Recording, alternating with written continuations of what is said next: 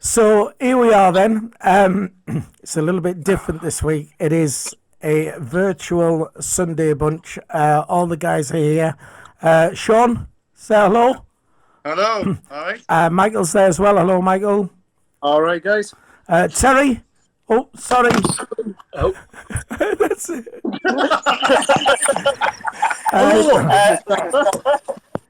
Jacob's on the vodka and his phone's all over the place. Hi, Jacob. You all right? Yeah, not too bad. And Dean with us as well. Hello. There you go. So it's been a while since we've all been together, and of course we're all in isolation, so we can't have our weekly visit to the Hastings Hill where you'd normally get your Sunday dinners and all that. But we're back to try and discuss Sunderland again and what's been going on and what we think is maybe going to happen with the rest of the season. And we're recording this, so we'll stick it onto the YouTube channel as well for you to see, and hopefully we can keep it entertaining for you. I suppose we should start with Sunderland Till I Die, Series 2, and the star of the show, the Mad Mistake, in there as well. How did you find it?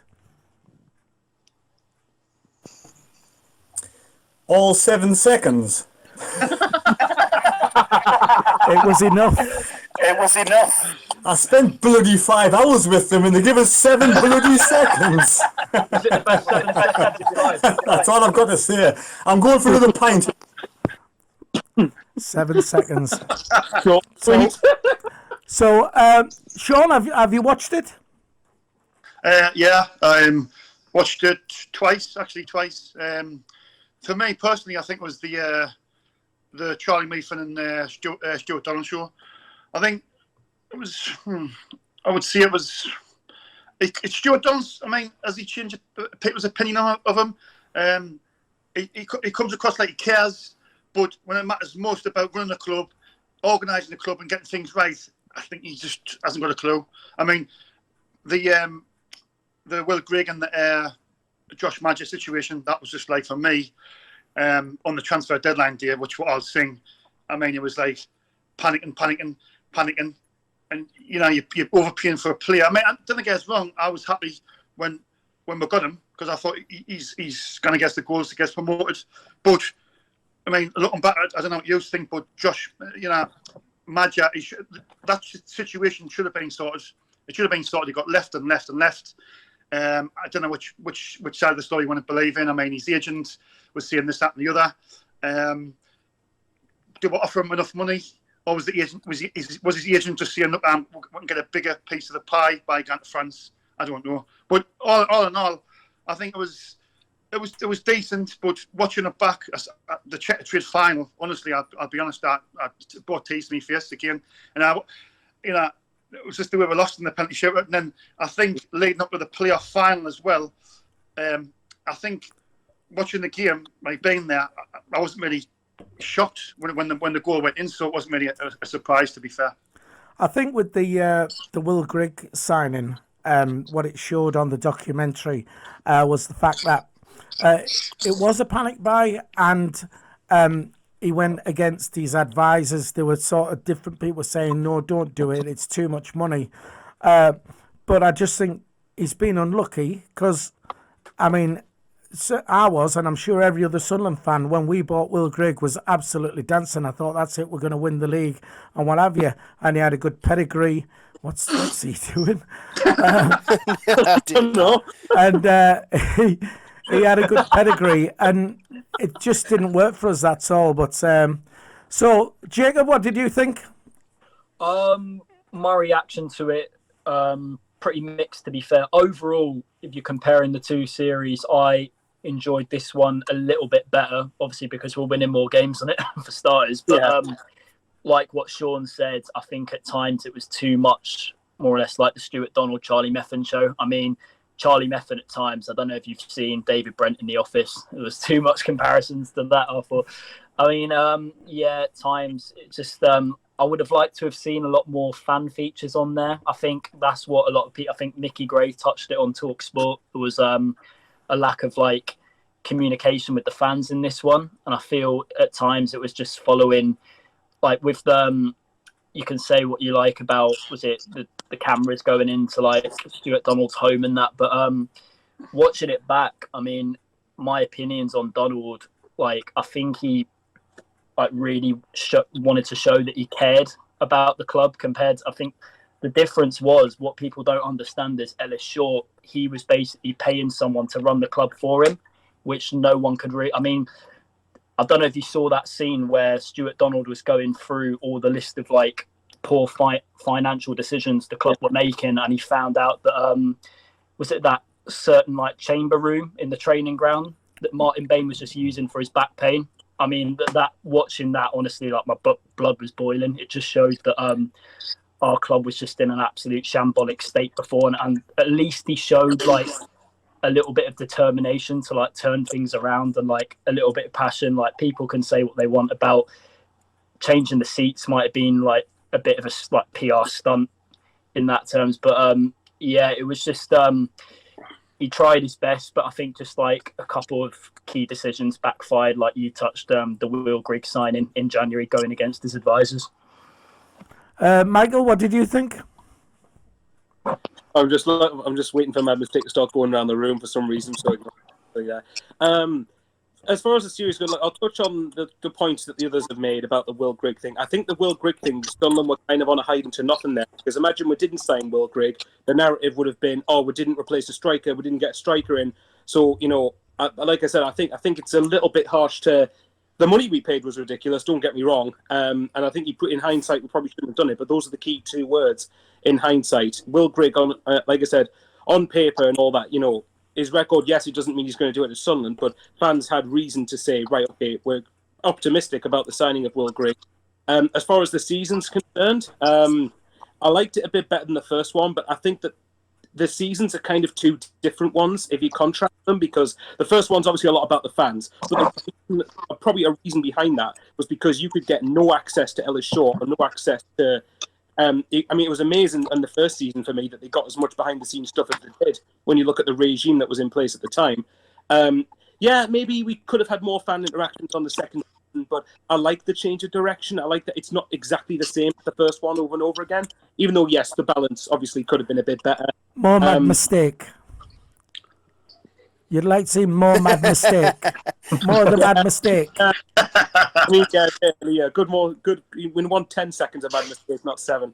You know, but in general, I mean, I don't know about you guys. I thought the last episode in particular was a bit too rushed. I think it tried to get through too much of the season in the span of 50 minutes. Agreed. What we could have done, in my opinion, was probably have an extra episode, and episode 6 ends after...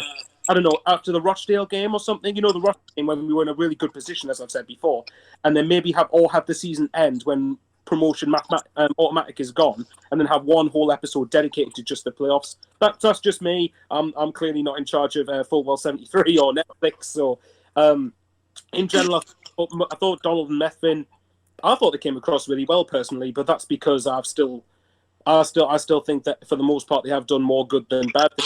Even if you criticise them and point to, you know, they have been a bit naive on certain occasions. As far as Maja's concerned, my feelings on that were perfectly clear. I think Maja had multiple chances to sign the contract, chose to not do it, and I do believe it probably would have been the agent asking for a ridiculous amount of money. But you could look at it either way, couldn't you? We could have, in hindsight, thrown more money, but he didn't want to stay in the end. So, sorry, but in general, I really liked both seasons. I don't know how long it's going to be before we get a season 3 for it, but I'd imagine it'll be a little bit of a break or so from what, because I don't think we've been filming this year. So, Dino? Oh, is it not the end of the episode yet? That's been about 20 minutes. I've been waiting here. I don't know what's going on with Terry. He's joining and leaving, but on a whole, he's left. Oh, God. That's Terry gone.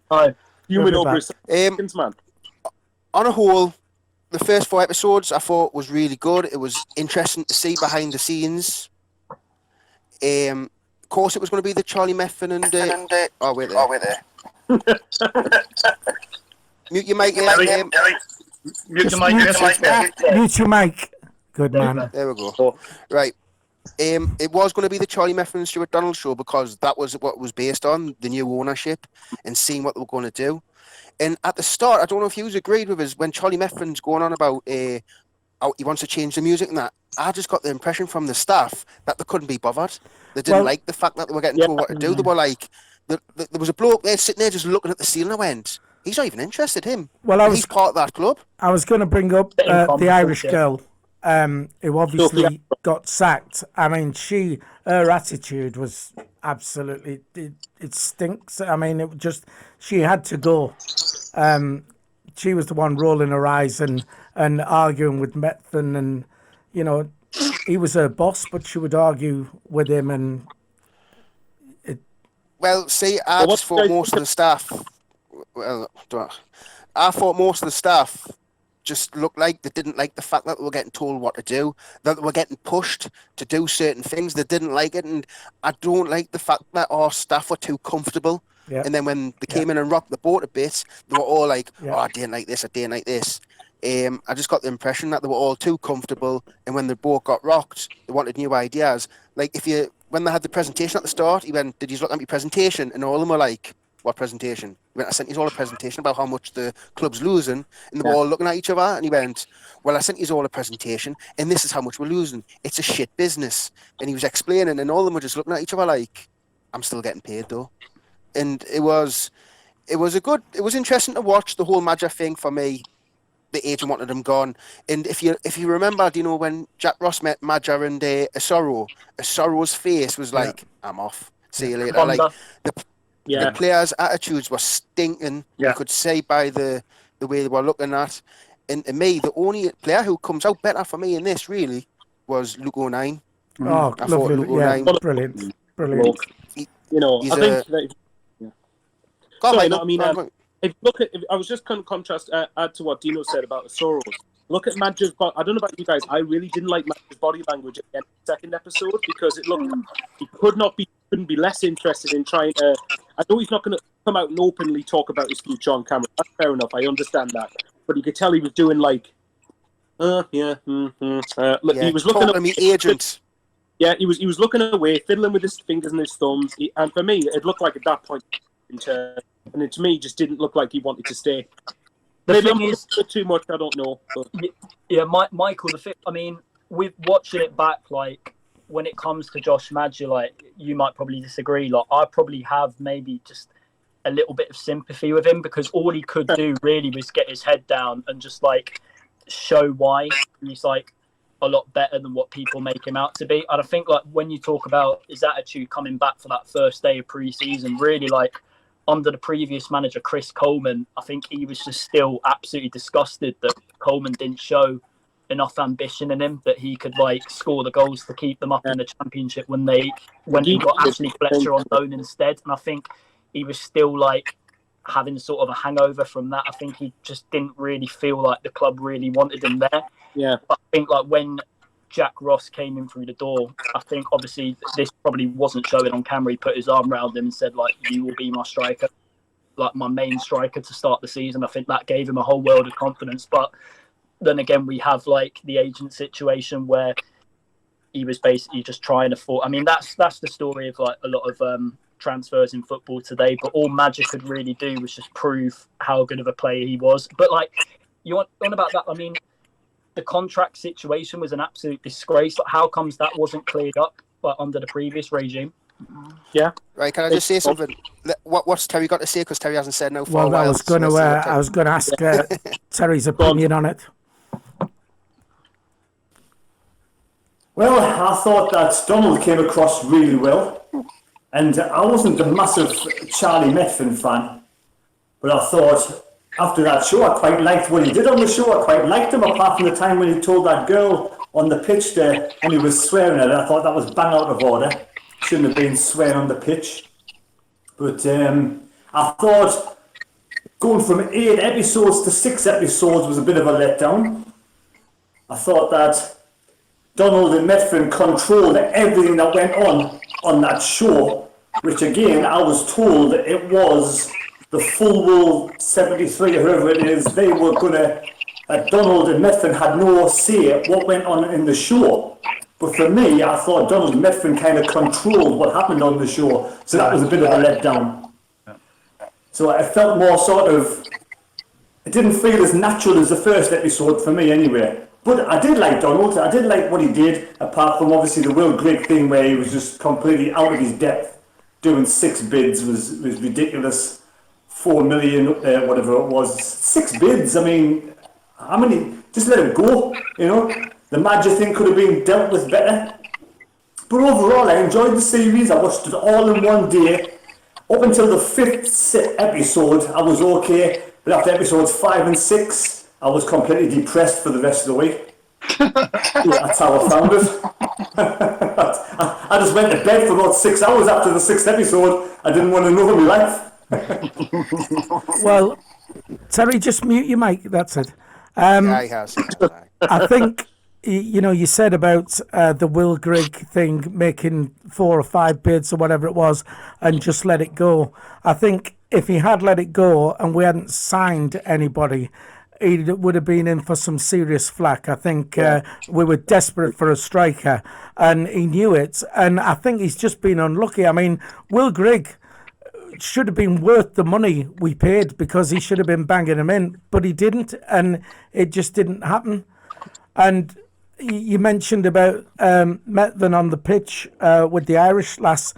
To be honest, I thought she was just being really awkward. I thought all he wanted a rough estimate of what the attendance figure was, and she was just arguing against him. He's saying, I'm not bothered if it's not spot on, if it's out, just get me a figure. And she just kept saying, well, if I can, and he's going, no, I want it. You know, I thought she was very obstructive and was one of those bad apples, and that's why obviously she was obviously sacked. I mean, it showed you packing a car up. I don't think she was sacked there. I think she is still at the club.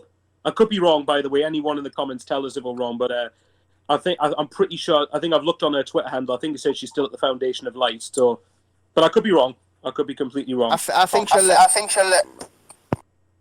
Go on, Terry. Go on. Do you think if we didn't get Will Grigg, we would have done any worse in the season? We lost everything. We didn't get promoted. We didn't win the cup. Could things have been any worse if we didn't get Will Grigg? For me, we could have found some gem in the under-23s, could have came in, could have scored a handful of goals. Somebody else could have put a performance in and scored more goals. Yes, in hindsight, that's a good thing. But for me, I don't like I hate transfer window in January. I hate the last minute chasing for players. For me, just let it go. For me, I don't like chasing after players full stop in the last day anyway. Surely, right? If your main striker is leaving, or you know he's leaving, you've got to have at least 3 or 4 people lined up. You can't just get the transfer deadline day and be relying on your one target. You've got to have 3 or 4. And if that's not going to come through, then you know what I'm saying? He seems like he's solely focusing on... To be fair, he did have other ones signed. He had, like, what was it, Ladapo from Plymouth, Mark Keys, he had Tom Eaves, it wasn't Burton striker. To be fair. So why did he just solely cancel Will Grigg? Can I just say though, if you and down, I don't know.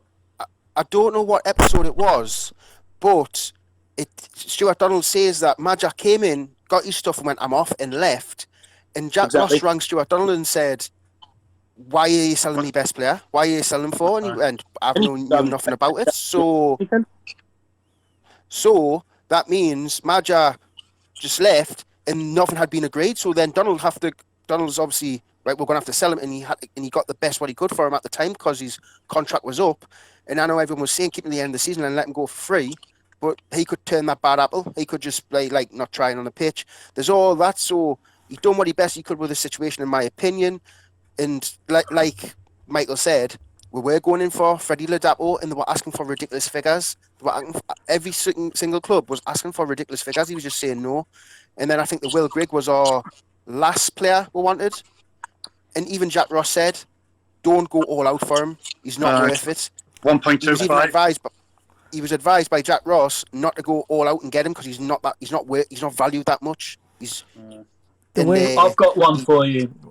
Yeah. Do you think with Josh Maja, do you think like the fans didn't really appreciate enough how good of a player he was, like how much of a goal scorer he was. I mean, before he left, you think he had 16 goals in all competitions. I've just got the impression that watching it back, like he felt that the fans like never really gave him like enough like appreciation to like he's going to be our main man. I don't know what the rest of you like that's think. a good. You know what? That's Jacob. It's a really good point. That I was when Maja was leaving, I was like, I wasn't bothered. I'll be honest.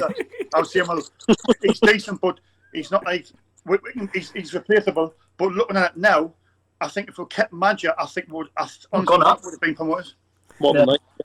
But I mean, if you look at the Maja thing, sorry, Phil. If you look at the Maja situation, yeah, I'm funny because I got a smirk to my face when Jacob was asking that question because there was a guy who usually stood behind me at the Stadium Light last season. I don't know why I'm pointing to the wall, but anyway, he stood behind me. And even when Maja scored a brace, he went, "Maja, you effing shit!" And I'm like, it's like, what, mate? Sorry, he's just scored like 2 goals, but all right. But yeah, I mean, at the time, I mean, I was devastated to lose Maja. I mean, but obviously in hindsight, it was the fact he fit our style of play really, really well. And look, I still think Maja could have done more to stay personally. But at the end of the day, at the time, he was probably underappreciated. You know, he must have been among the top goal scorers in the league. He probably might have still finished among the top goal scorers in the league. I do agree because sorry, Phil. When he left, I thought he didn't have the work rate. I didn't like his work rate. Right, he scored goals, but I didn't like his work rate. I thought he was a bit weak on the ball, but he finished. So when we got rid of him, I went, let him go. Can't let him go. If he doesn't want to be here, go. But in hindsight, if we kept him, we would have stayed up. But if he wasn't going to sign a contract, why keep a player if he's not going to sign a contract? the thing is with the Maja situation, how I see it, I mean, you know, you touched on it. Why wasn't the Maja transfer sorted Contract. and stuff like that? And why was he allowed to leave?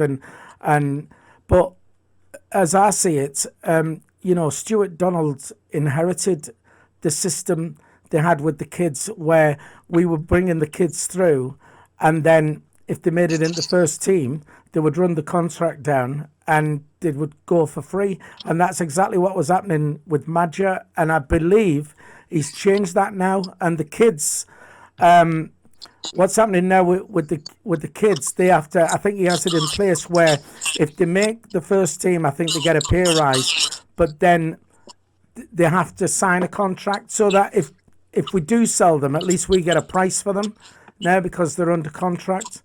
And that showed with, I don't know if it was Kimpioka or Mamba, where he was on the fringe of the first team and he just didn't get played because I don't think he wouldn't sign a contract. So they stopped playing him so that basically he had no value and he would have to stay and sign another contract.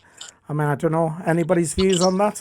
You know what I think? Another thing with the Maja transfer saga, I don't think it's not been shown on camera. I think when he's gone to Bordeaux, I think Donald's looked at that transfer and thought, I don't think this has been shown on camera. I think there's been a clause in the contract saying, depending on how well he does, if he scored a certain amount of goals, like then to the end of that season and made a break in the first team, then we would get add-on fees for it, potentially. And like, he's looked at that and thought, I'd rather take that gamble than just let him go on a free at the end of the season.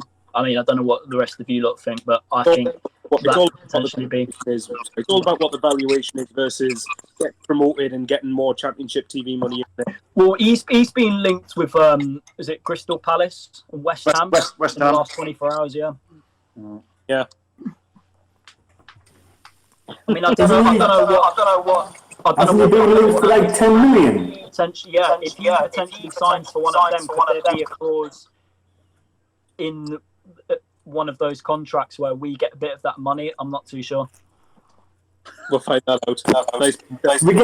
Don't we get 1 million if they sell them for 10?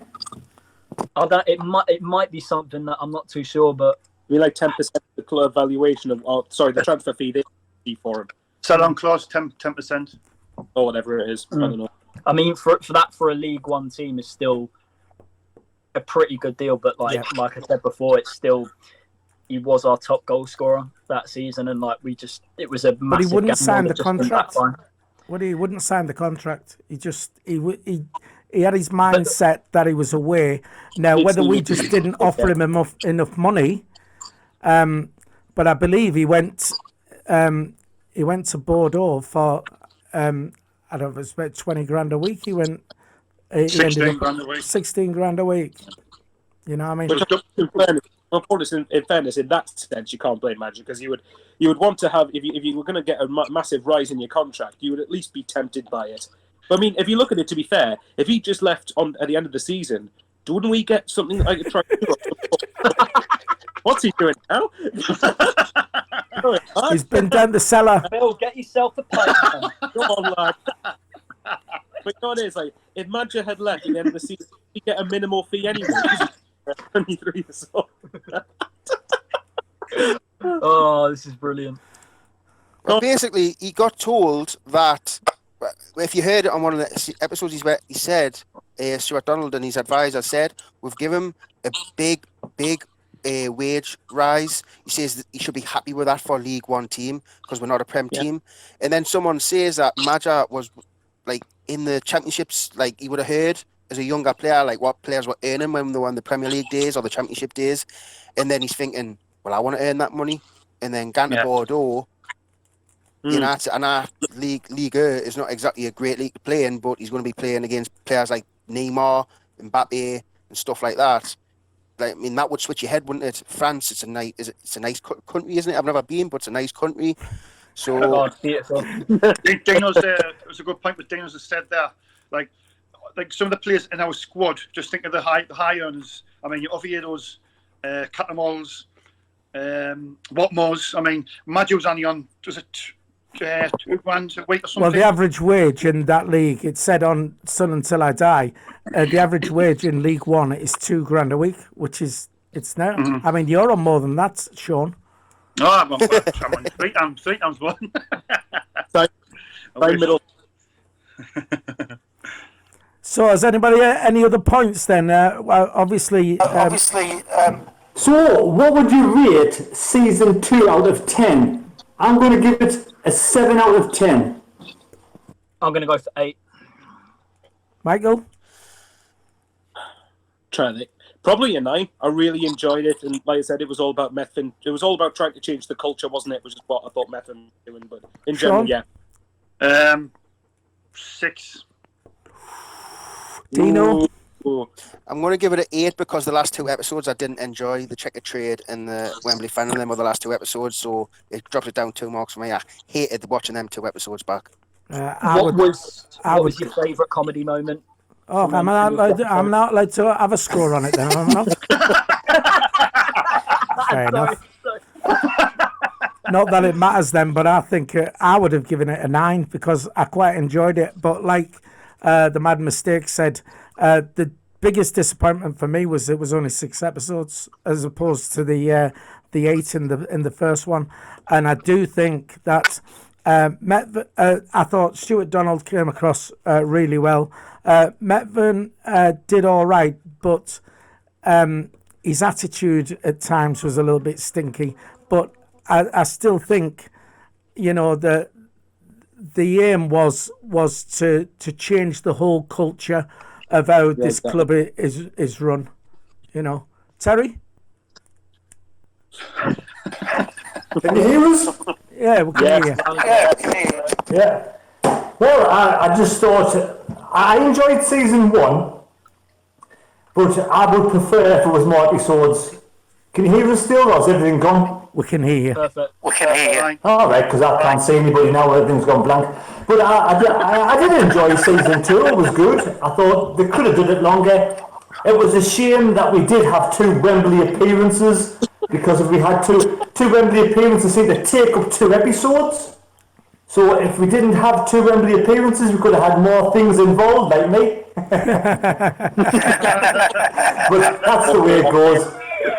When do you think will football actually start again? What's your opinion, lads? Or when will the football season start again? Sean, do you want to start with that one then? Do you know what? I didn't think it would be too long. I actually thought it would have been, 4 or 5 weeks. But looking at now, I mean, the whole of Europe's in lockdowns still.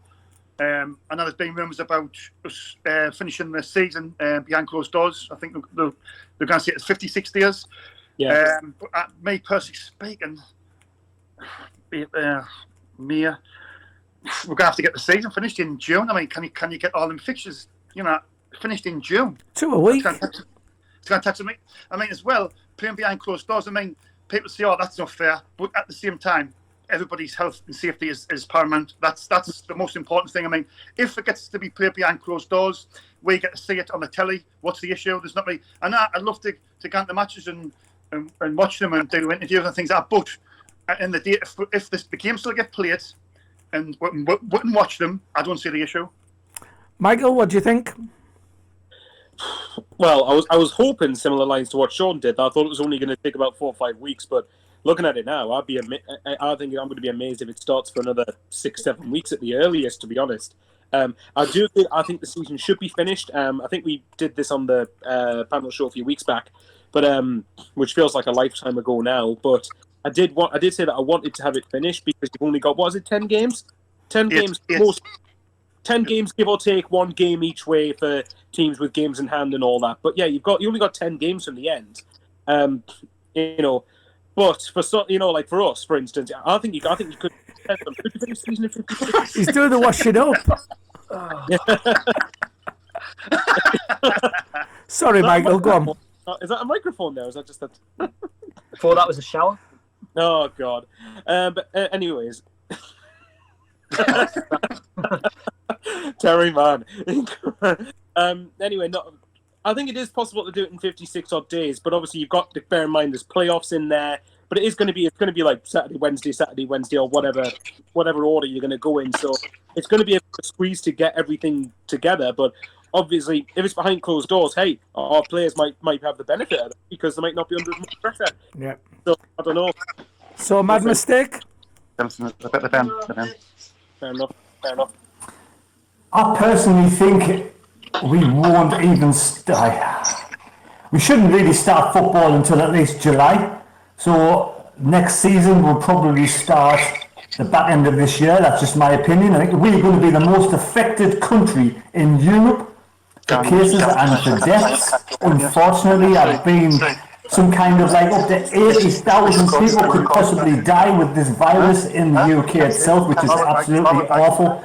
It's a terrible disease and virus, and football takes a back burner for me, and we need to get the country sorted out. The lockdown for me isn't working as such. There's still a lot of things we can do with this lockdown. A lot of people are adhering to the lockdown, but there's people taking the piss, and we probably do need stronger restrictions in place to really sort of combat this virus. There's a local health, there's a local elderly home near me. 11 people have died with the virus, and like you don't know about these things until you hear people talking who actually work in these places in the community. So for me, it's going to be a long time. It should be a while before football even starts again. That's just my opinion. At least July.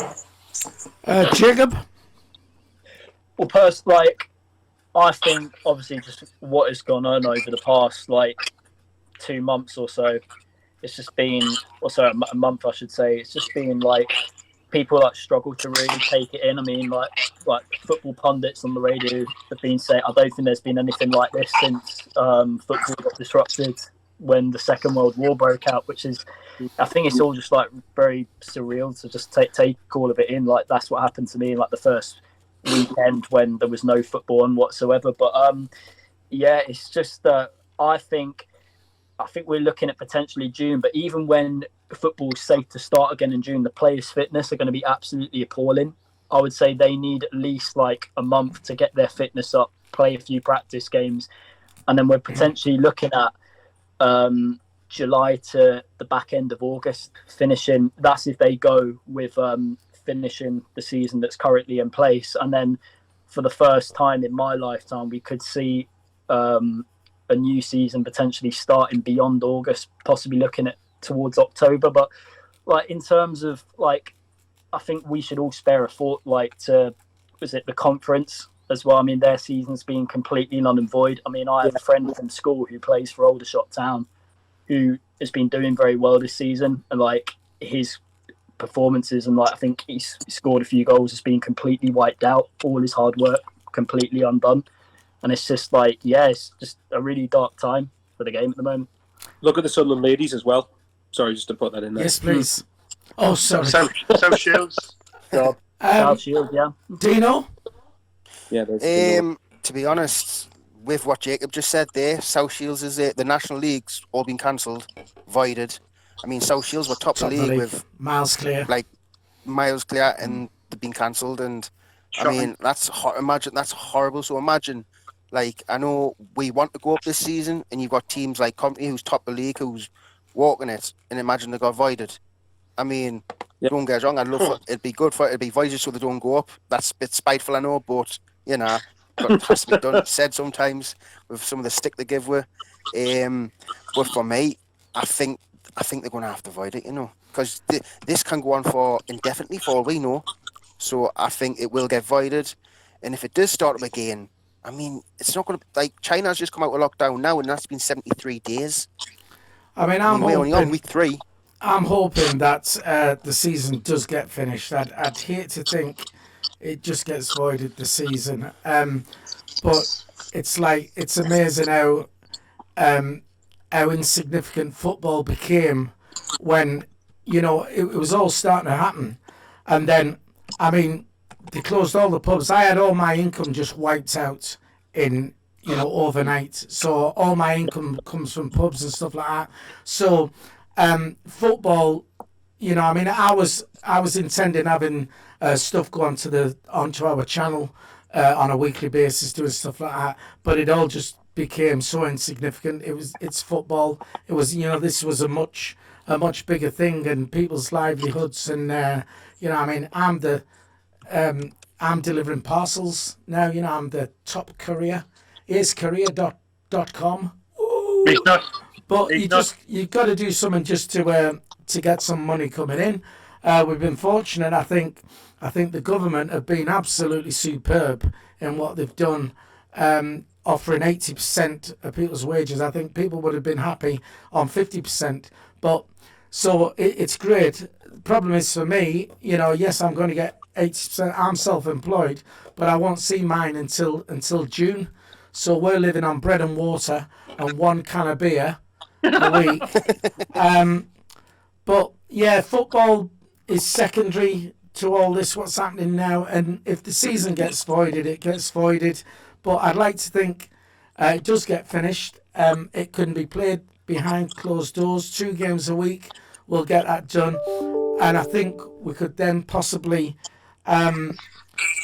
we could start the new season, like I said, probably beginning of October or something like that, and then just carry on from there. So I don't know. Anybody else? Is is the conference like being null and void completely, or is it just anything below that, the conference as well? Oh, just voided, yeah. Oh. As I was saying, I mean, Dano's obviously from South Shields, and Richie, like a few lads who support South Shields. I think that's a massive, you know, letdown for them. Right. You know what I mean? You feel very sorry for South Shields, like when they were that far ahead as well, and they could have been promoted. It's a big thing. Of effort you put into a season, and then for it to be null and void. Like I said, the Sunderland ladies as well. They were at the top of the women's super. I think it's at the 3rd highest women's league in English football. But like they were doing really well in their division. Really, almost as far as walking it as you could imagine. And that just to go like that, you'd be livid. Well, look at Leeds United. I mean, if it all gets voided, I mean, Leeds have tried for 20 odd years to get into the Premiership. Yeah. And they finally look like they're going to do it. And what happens with Liverpool? You know, Liverpool are literally 2 or 3 games away from winning the league. They've never won the Premier League, and it's got to be finished. I think the season has to be finished. And be finished for that alone. What do you guys like? I know we want the season to finish, but what, like, if it gets voided, do you think that would be a massive catastrophe if the whole season got made void? I mean, looking at it now, if it did for us, it wouldn't be too bad because you could start afresh. But you know, you got, like Philly says, you've got teams like Liverpool, you've got Leeds United. I mean, if it got voided for us, that it gives us another chance next. But I still think in we the new could go up. I think we could still go up this season. I mean, we'll certainly finish in a playoff place. So Well, I hope so. get to Wembley and lose again. I think the interesting point to make that if football was safe to start again, but to play behind closed doors, obviously each and every single player will have to be tested for the virus. And also if again, the football can happen in an empty stadium, you still need medical people there in case of head injuries, but those people should be out treating people who are infected with this virus. So it's still 6 and 2 freeze of what to do at this moment. But I think the government, when all this started, they started banding about. They were talking about 12 weeks, and I think 12 weeks is a good guide. They've not just plucked that figure out of the air. They've had advisors and specialists on this, and they know every week basically where we're going to be at. And we're only 3 weeks in, so I think 12 weeks is a good gauge for everything going back to normal. But I think the season could start before that anyway. They could finish the season off before that, because I think as you get to week 7 and 8, then everything's sort of getting back to normal. Can you? Sorry. Go on. Can you imagine if they play the games behind closed doors, right? And they finish the season off, we finish in the playoffs. Then what's going to happen? Then will if we get the playoff final, will it be played at Wembley? Yeah, at Wembley, but it'll be empty. It'll be an empty Wembley. Well, it will be. That's how it'll be. Everything will be behind closed doors, and they'll play the playoffs. It'll have to be a neutral ground for the final, which will be Wembley, and that's how it'll be. It just has to be, and they'll just have to televise it, and then we can still watch the games. So question. What goes on with players' contracts then? I mean, they might add an extra year onto it potentially, but I mean, I don't know how they're going to get the funding, because the economy at this moment in time is just completely battered from what's been going on. So what about season tickets? Do we get a refund on season tickets? I don't think so. I doubt it. Well, also at this point, probably not, because there's only 3. I think we've only got 3 home games left. Three, aye. Yeah. So, what I could see the club doing in that situation is giving a club voucher equivalent to the 3 ticket prices put together. So you could get 50, 60 quid. Voucher to spend in the club shop or something. I could understand it more if it was if you'd only just played 10 games and there's still 3/4 of the season left. But that's obviously that's just from our perspective. Other clubs have got probably a lot more home games than we have, so I don't know how it's going to work. What I think they'll do with that is, I think they'll televise, if they finish the season off, I think they'll televise the games and give all season ticket holders free access to view it, and that'll justify sort of the rest of the games you had left on your season card. I think that's how they'll get around that, I would imagine. Do you think it could take other pressure off the players playing behind closed doors? I mean, a lot of people will make a lot of playing at the stadium light. The players, some are frightened. The atmosphere gets to them. Maybe just play behind closed doors could work in our favour. I think that it's. I mean, I think it's not any. I don't think it's an excuse for players to hide behind. Obviously, yeah. But I think it'd be naive to say that they aren't impacted a little bit by the fact, sometimes and sometimes when we give a pass away, some of our fans, not all obviously, but some of our fans act like it's the end of the world. And obviously you're not going to be, we've just given the ball away. You're not going to be delighted about it. But I just wonder playing in a completely supporter-free environment. Will that take the pressure? Do you think it would take the pressure off the players? As in, you're not going to have. So if they give a pass away, it's only going to be them who's going to be bollocking each other. That's what I mean. It's like when you play, at the stadium like that. There's a lot of players who's, have not played probably never played in the stadium that big. The atmosphere that much. So it's going to affect the players in certain ways. Where if they're playing behind closed doors, it's just like basically playing on a training pitch, but a little bit more. But not that. Supporters. It'll probably be the same case in the playoffs as well if we got there. Could you imagine? I mean, obviously, I know health and safety is obviously more important, but could you imagine like Sunderland get to the playoff final and we actually won the playoffs at Wembley when there's nobody there? Oh, that'd be so much. slow because I've been 7 times and I've never seen them win at Wembley, and but I'm not bothered. They can win and go up. And what do you think then, Mad Mistake, to playing behind closed doors? I kind of agree with Dino. I think the whole season should be like, just stop now. Top 3 go up, bottom 3 go down. We missed out. We're not good enough, simple as. We don't deserve to go up. We're useless. I do think that if we did start the season again, any player, apart from players who have had personal loss, who have been under the weather, they live in big houses, they've got big gardens, they've got big facilities. Those who live at Ramside, like Chris Maguire, who lives at Ramside or whatever, we've got a massive golf course to go for runs on. You've got to keep fit. You're not working, you're doing absolutely sod all with your life at this moment in time. Surely you can stay fit. You can go up there, you can do exercise, you've got a big back garden, you can keep yourself fit with footballs, you definitely can stay fit. If you put your mind to it, you can get yourself as fit as a lot. Obviously not match fit, but you can stay fit, so long as you don't have anything that makes anything that makes you depressed, like obviously family members who are poorly, who are taking the coronavirus, or I understand people who are helping out in the community, they can't always do the fitness side of things, but you've got 24 hours in a day. I go to work every day, I come home, I look after my house, I can still go out for a run with my son, I can still do exercises in the garage, I can keep myself fit. The players have no excuse at all at staying fit. That boils my piss when people say that the players can't stay fit. Yes, they can. And I do it, unless, of course, they've had loss in the family, and obviously it's a sad time, and you do have to respect that people take that a different way. But I personally think, write the season off, let Leeds go up as champions, let West Brom go up as second place, let Coventry go up, they deserve it, they're in top place.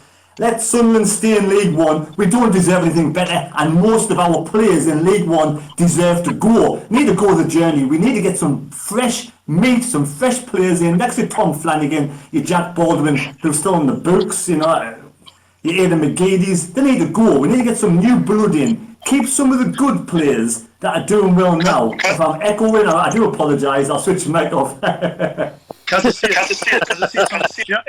If they void the season, right, that'll mean that it just gets written off and it starts again. So obviously the people who's in the position of what they are, they'll not go up. Yeah. Well, I don't mean void the season, I mean just end it now. The teams are in the positions now, they can just have those positions. They get promoted. The top 3 from League One go up, the bottom 3 from the Championship go down. That can't happen. That situation can't happen, because it's either you void it and the season ends and everybody starts in the same leagues they were in. You can't stop it now and some go up and some go down because it's not fair. I love being controversial. I love being controversial. To be fair though, when you look at someone like the Premier League, like what are the bottom 3 in the Premier League? Is it Norwich, Aston Villa, and Bournemouth or something? What if one of those teams has 1 or 2 games in hand over teams around them? Then it's not really fair to relegate them when they've had a game fewer to go. Oh well, we'll relegate to the bottom 3. Like, well, no, you're not gonna like that, are you? So, sorry. So speaks the voice of reason. I just want to go back to what Jacob was saying about the players, and I'm with the man mistake here in mind. Footballers, right? While in isolation, but these footballers, they'll have multi-gyms in the garage. They can still keep fit. So if they're not keeping fit, and they get back to playing, it's a lot of bullshit. If they're just saying, I'm not fit, it's bollocks. I don't think the gyms will be in the garage. They won't be in the garage. They'll have a gym. But you forget though, these players aren't on 20 grand a week. They're only on $2 grand a week. You're probably on the same amount, Milky, if you've got a gym. So some players don't have them. Sorry, Terry, what are you going to say? All these players are on full wages still. They're getting paid the same as they would do if they were playing football, so there's no excuse for them not to stay fit. I've got one. Like, do you think even when football's like safe to return again, a lot of these players, like emotionally, they'll be just like distressed and like traumatized by just what's been happening in the world right now to like kick a ball. I mean, they might have lost like family members, like their family might be really affected by what's going on. It's just like, surreal. Like I know you're on about like doing fitness and stuff at home to keep fit for when they start again, but like I can picture, obviously, you look at, was it Pep Guardiola, like losing his mum to the like that was just absolutely heartbreaking. I mean, imagine like the situation where they can start the season again. He has to come back and just like him think like, I'm managing my team in an empty stadium by something that's out there that's basically just really affecting my family. And that caused a massive heartbreak in my family. Good point. It's a good point because I don't even think you could have a funeral for his mum. They're not doing funerals, are they? No, they can't. Do you know what I mean? I mean that is heartbreaking. This is why we say football's insignificant on the scale of things. That's why.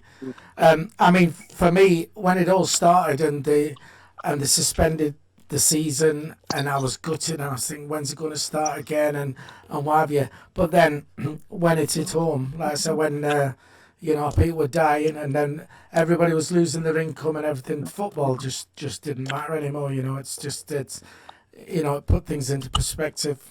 So that's where we're at. That's why I just end the season now. Doesn't matter. It doesn't matter. I don't care if Sunderland are in League One. I really don't. We'll have another season in League One. Let's get the situation sorted out. Get this horrible coronavirus. Let's find some sort of cure. Let's get intelligence. Football doesn't matter. End the season now. Get all this crap out the way for me. There you go. So, any other points we want to bring up, because we're going to wrap this up pretty soon now. So, anybody else want to mention anything? I've got a point. Does everyone agree? Because people have been criticising them for putting the players on furlough or whatever you call it. Like I call it furlong, but like putting the players on 100%. Does everyone agree with that? Because Premier League teams are doing it and they're billionaires, but people forget Sunderland are in League One. We don't have the financial backing of a billionaire. So do you agree with Sunderland doing that? Well, I do. I think, like you say, we're just, we're not a rich club, and we're a third division team, and it's and they can't afford it. So I agree with that. I don't agree with the Premier League teams. Although having said that, there's a lot of Premier League teams don't make a profit. So what's the difference then? Anybody else? But you got to think as well, in the furlough system, the government pay only up to £2,500. Yeah. So it's 80%, but it's only 2,500. And I was saying only 2,500, but that's all they get. That's the max. Yeah, 600 quid a week. Yep. Yeah. So, well, I mean, it's just like with the news about, was it Liverpool did the same with, they furloughed their entire non-playing staff, and within 24 hours they reversed this decision. I remember watching a video, John Barnes talking about it, and I think it looks like even more stupid on their behalf that within 24 hours they've made that. But on the flip side, there has been some good decisions, especially from Premier League clubs. I think, was it Southampton? Like some of their players have donated, is it their wages to like their non-playing staff, I think. Yeah. I mean, another point as well, Jordan Henderson, have you all heard what he actually did? Yeah. I mean, he phoned all the captains of all the teams in the Premier League, and he put a fund together for the NHS. I think that's just quality. Can I just say though, he didn't phone the captain of the SAFC Fan TV football team, Sean. Did you get a call off him? So I wasn't the captain. All right. Mad mistake then. Players being furloughed. Yes, I agree with League One and League Two, and I'm not quite sure about the Championship, but the likes of Newcastle, Mike Ashley, what a greedy twat he must be to do that. Let's face it, he wanted to keep his shops open, Sports Direct shops as essential shopping. What planet is this bloke on? And then he comes out and apologises a day later. He shouldn't be furloughing his staff. He should be paying. He's a billionaire. He should be paying the full wages, not burdening the government with like having to take £2,500 a month off the government because he can't. Of course, he can afford to pay it. But I do believe the likes of Stuart Donald, who is struggling financially. Yes, League One teams. Let's face it, League One teams and League Two teams are going to suffer desperately after this. Some of them might not even survive, which I hope they all do. But it's going to be some hard times for some of the owners of these clubs further down the leagues when this is all sorted. Yeah, Michael. Nothing to add on what everyone. Well, not much to add on what everyone else has said. All right, over. Finish. Not barely anything else to add. Everyone covered it spot on. Jacob.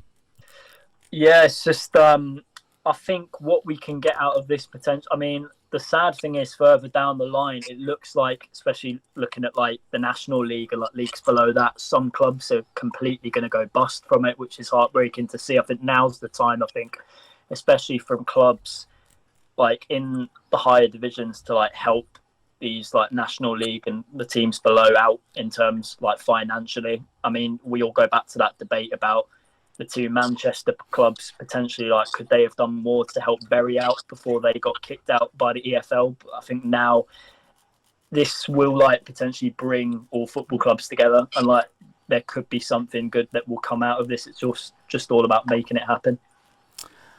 Right then, I think that's about it. That's going to wrap it up for this week. I don't know if we'll be back next week. It's having topics to talk about, really. But we'll all keep in touch, and hopefully we can do something again soon. I'll get this up onto the channel. Nice talking to you all again. Stay safe, stay in the house and all that. And we'll see you next week, hopefully. See you.